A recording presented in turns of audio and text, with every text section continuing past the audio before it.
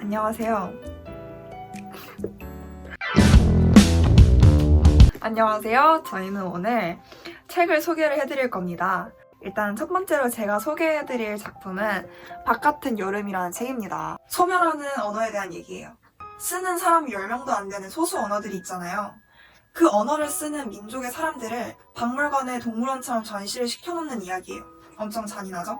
그리고 섬뜩하죠? 근데 전 이 부분을 읽으면서 뭔가 그렇게 낯설지가 않더라고요. 우리가 동물만 그렇게 가다놓고 있는 게 아니라 그냥 지나가는 어떤 불쌍한 사람들, 또 어떤 계층의 사람들을 그냥 동정심으로만 보고 있는 경우도 엄청 많잖아요. 그거에 대해서 조금 경각심을 일으켜주고, 또 언어는 어떤 의미인지 되게 약간 진지하지만 개의 안락사 문제라던가 아니면 아이가 죽고 나서 부부의 삶, 이런 것들 좀 우울하지만 삶에 대한 생각을 많이 하게 만드는 책이기 때문에 소설 한번 읽고 싶은데 가벼운 단편 소설을 읽고 싶다, 그리고 생각을 좀 많이 하는 책을 읽고 싶다, 그럼 이 책을 꼭 읽어보셨으면 좋겠어요.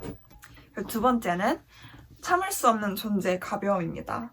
토마스라는 남자는 엄청 방탕하게 살아요. 같이 연인처럼 지내는 여자들이 엄청 많아요. 토마스가 테레사, 이 여자 주인공을 사랑합니다.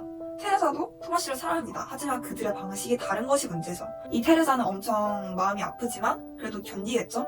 자기가 무덤 속에 갇히고 자기를 방치하고 그가 가버리는 꿈을 꿉니다.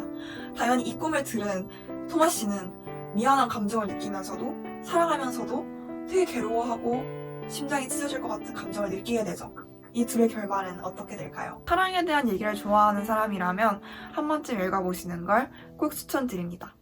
그 다음에 세 번째로 제가 추천드릴 거는 많이 들어보셨죠? 알베르 까미의 이방인. 그리고 이런 거 뭔가 가방에다가 이렇게 탁 넣고 지하철에서 한번 읽어주면 왠지 뭔가 있어 보이는 느낌. 물론 전 그러지 않았습니다. 집에서 조용히 밖에서 읽었어요. 주인공 메르소라는 사람이 되게 특이해요. 그 자기 욕구에 따라 사는 사람이에요. 그래서 나중에는 어떻게 되냐면 그 자신의 친구를 스토커처럼 따라다니는 아랍 쪽에 약간 갱스터 같은 사람들이 있어요. 총을 4발 쏴버려서 그 남자를 죽여버립니다. 그래서 깜빵에 가게 되겠죠. 그래서 재판을 받게 되는데 많은 사람들이 이 남자가 과거 어머니의 장례식장에서 눈물 한 방울 흘리지 않았다는 사실을 예로 들면서 이 사람을 사형에 처해야 한다고 말을 합니다. 물론 이 사람은 남들이 봤을 때 사이코죠. 제가 봤을 때도 사이코 같아요, 이 사람 말하는 거 보면. 하지만 이 사람이 1인칭 시점으로 여기서 자기의 이야기를 말하는데요. 인간이 정해놓은 사회적인 그 틀, 이럴 때 이런 감정을 느껴야 돼 하는 게 과연 정답이라는 게 있을까? 되게 많은 생각을 하게 만들었습니다.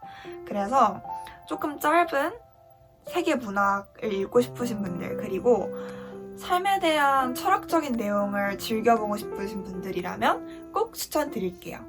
그러면 안녕! 안녕하세요. 재밌는 일 기획팀에 속해 있는 조강석입니다. 여러분들께 제가 좋아하는 장르의 책 3권 추천드리려고 이렇게 나왔습니다. 첫 번째 작품은 요새 웹툰이나 웹소설 쪽에서 중세 유럽 배경으로 로맨스물이 굉장히 인기가 있잖아요. 재혼황후라든지 예를 들면 그런 거에 원조 기억을 할 수 있는 게 바로 이 오만과 평면입니다. 이 책이 정말 중세 유럽 배경으로 하는 모든 요소가 다 들어가 있어요. 뭐 사교계, 스캔들 그런 거 있잖아요. 막 사교계 파티에서 막 배짱마다 후자마다 뺨 때리면서 막 옷을 막 우르르 흔들어 이런 거. 그런 이유로 아슬아슬한 정치적 얘기도 들어가 있으면서 남녀의 그런 밀당 얘기 플러스 사랑과 연애에 대한 현실적인 조언이 되게 인상 깊게 들어있어서 이런 장르를 좋아하시는 분이라면 한번 추천드립니다. 두 번째는 이제 좀 암울한 분위기인데요. 장르가 좀 넓습니다. 제가 발이 넓어요. 추천드리는 책은 이제 그런 분위기의 대명사를 할 수 있는 윌리엄 골딩의 파리 대왕이라는 책입니다. 파리.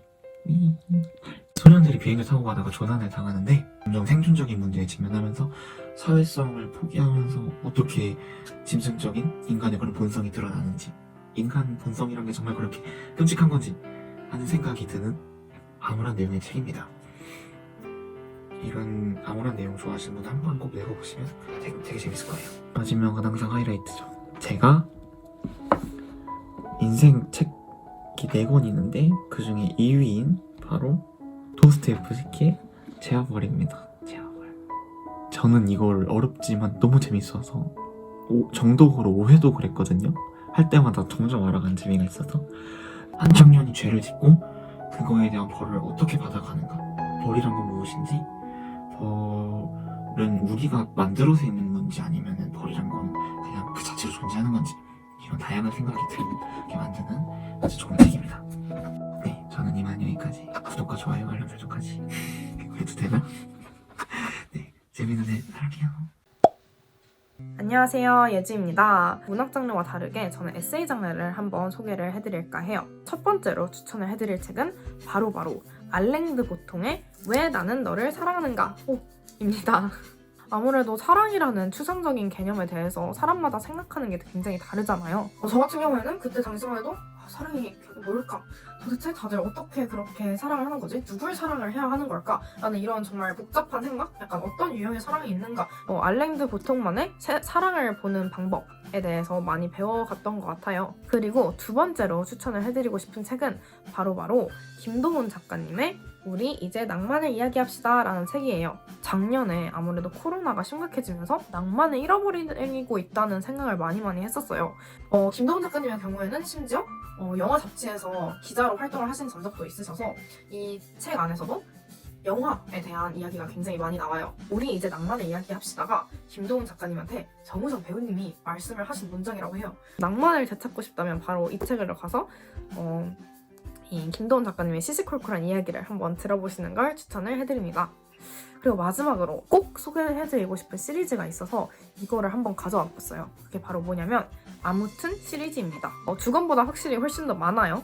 그런데 제가 이제 경제적 여력 때문에 2권밖에 못 샀는데 아무튼 양말, 아무튼 로드무비처럼 그 작가 한 명 한 명마다 자신에게 있어서 소중한 장소 아니면 소중한 물건 같은 것들을 소개하면서 자신의 삶에 어떤 영향을 미치고 그것이 왜 좋은지 아니면 어떠한 다양한 것들이 있는지에 대해서 설명을 해놓은 책들이에요. 타인의 삶과 타인의 취향에 대해서 알 수 있다는 점이 굉장히 흥미로웠고 그것과 더불어서 뭔가 나한테 있어서 나를 설명할 수 있는 한 단어 또는 한 사물, 영화?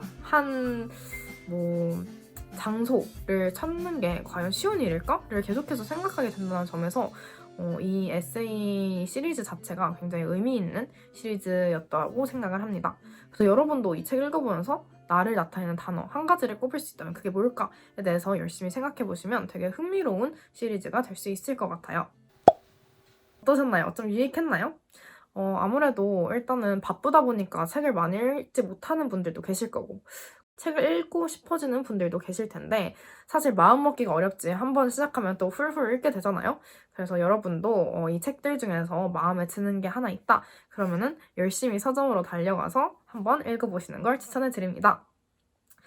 저희는 다음에 더 흥미롭고 재밌고 유익한 영상으로 다시 돌아올 테니까요. 구독과 좋아요 잊지 말아주시고 알람 설정도 이왕이면 해주시면 감사하겠습니다. 그럼 다음에 또 만나요. 안녕!